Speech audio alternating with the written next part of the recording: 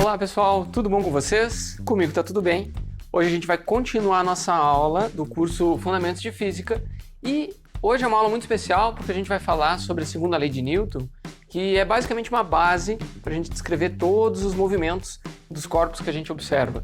Então a gente já estudou todos os movimentos, a gente estava estudando essas propriedades sobre o que é força, o que ela faz com um objeto gerando aceleração, gerando movimento nela. A gente também estudou o que é massa e hoje a gente vai ver a segunda lei de Newton, que ela dá exatamente essa proporção entre a força e a aceleração.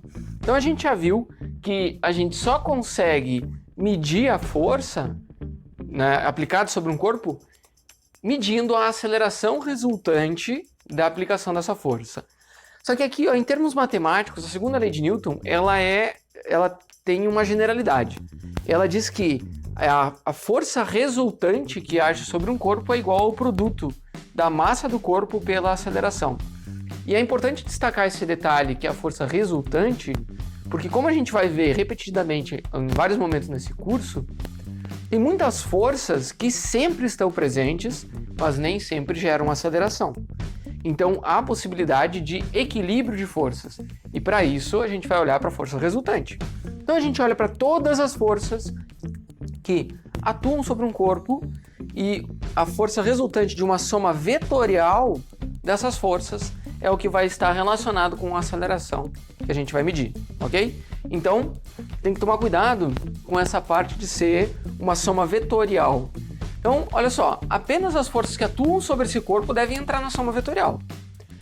Porque, às vezes, dentro do sistema, pode ter outras forças, por exemplo, a força que o corpo exerce sobre o chão, que o corpo exerce sobre o outro corpo, essa não entra na soma vetorial para resultante. A gente vai olhar para o objeto e as forças que atuam sobre o corpo.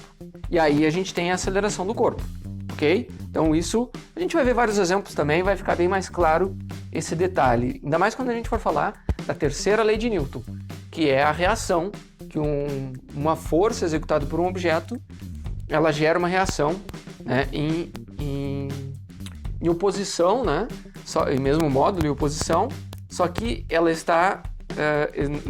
o objeto executa sobre o outro e o outro executa sobre um. Enfim, a gente vai falar mais sobre isso, vai ficar mais claro, né?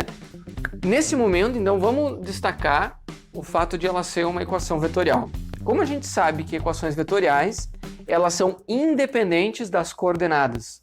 As coordenadas são independentes entre si. Então, quando a gente faz a resultante, a gente vai ter a resultante ao longo do eixo x.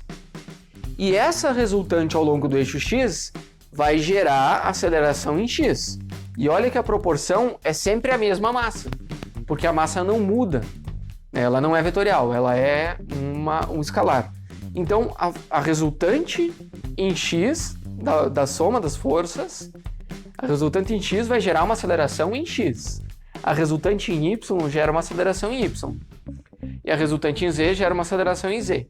Essas três componentes, a x, a y e a z da aceleração, geram o vetor aceleração. Vocês que já entendem de soma vetorial, já assistiram às outras aulas, sabem do que eu estou falando. Então a gente vai calcular tudo de forma independente. O que é em x não influencia no que é em y. Tá? Então, olha só. O que é o equilíbrio de forças quando a gente está falando de segunda lei de Newton? A gente está falando que a soma de todas as forças é zero.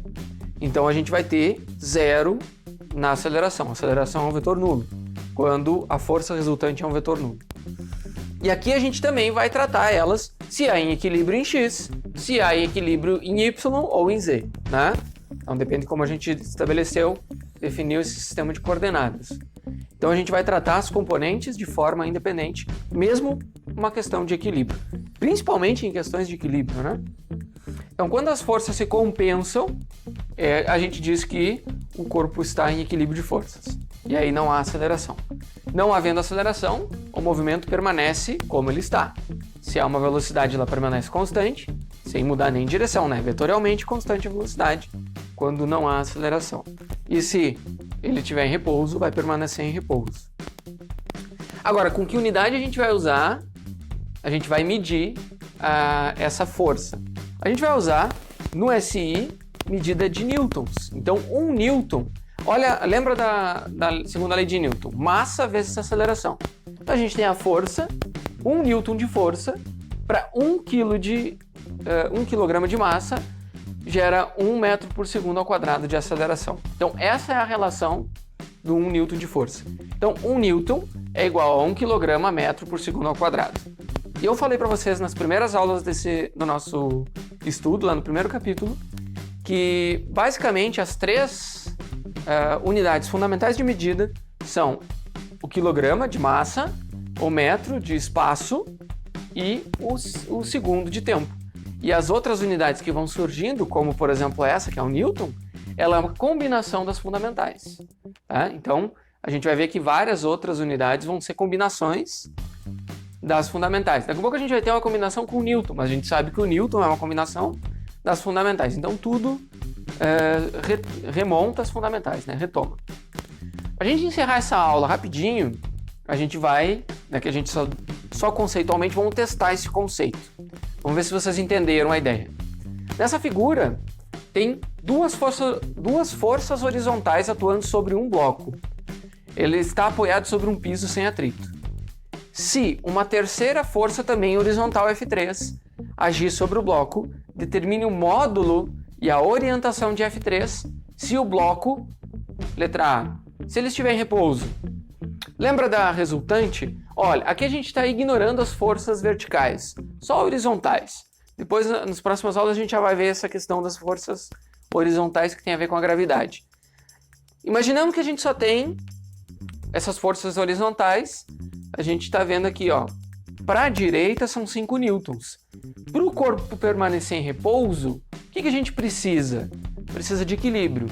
Para ter equilíbrio, as forças têm que se anular em todas as direções. Então aqui, ó, só tem força em X, então a gente vai pegar em X, o que falta para equilibrar esse sistema? Bom, se aqui tem 3, falta 2, né? Simples assim, a gente pode olhar por lógica. Se aqui tem 3, mais uma de 2, vai somar as duas, vai dar 5 para lá, 5 para cá, então em X ele vai se anular. Então uma F3 de 2 newtons na direção de menos I, ou seja, na direção do eixo X negativo, se a gente considerar o eixo X positivo para cá. Ó, até eu vou desenhar isso aqui. O eixo X aqui positivo, a gente tem o eixo Y, que ele não entra nessa conta, porque não tem componentes ali. Aí a gente tem uma F1 de 5 newtons na direção de I positivo, né? Uma F2 de 3 newtons na direção de I negativo. E aí uma F3 de 2 newtons também na direção de menos I. Olha, aqui é I, então menos I é para lá. Ok? Deixa eu fazer um preto aqui. Vocês entenderam a ideia? Meu quadro não apaga muito bem, mas a gente vai assim. Então a gente tem o vetor I, que dá a direção positiva do eixo X, e aqui a gente vai usar o menos I para dar a direção da força F3. Então F3, vetorialmente, a gente pode escrever como sendo menos 2, dá para pôr aqui, ó, menos 2 newtons na direção de I. Né? Então você vai ver várias notações diferentes, mas a gente vai pôr aqui, ó, 2 newtons de força na direção de menos I. E o menos a gente põe ali na frente por convenção, né? Senão, se a gente põe aqui, parece que a gente está subtraindo as coisas. Tem que cuidar com essa notação, né? Para ela ficar bem clara. Então aqui, ó, tá a direção, sentido e intensidade. Beleza? Quando na letra B pede, ó, se ela estivesse movimentando para a esquerda, mas com uma velocidade constante de 5 metros por segundo, a situação vai ser exatamente a mesma, porque não tem aceleração se a velocidade for constante. Então, não tendo aceleração, a resultante continua sendo zero. Então, nas duas situações A e B, a resultante tem que ser zero. Para a resultante ser zero, a gente vai ter essa situação aqui. Isso é um teste rápido, né? A gente poderia fazer toda a conta vetorial da força resultante. A gente vai identificar o F1 o F2 e o F3, que faz com que isso daqui seja zero. Então a gente tem que o F1 ela é 5 newtons na direção de I, o F2, então, menos 3 newtons na direção de I também, né? E aqui, menos 2 newtons na direção de I. Se a gente pega 5 menos 3 menos 2, vai dar 0.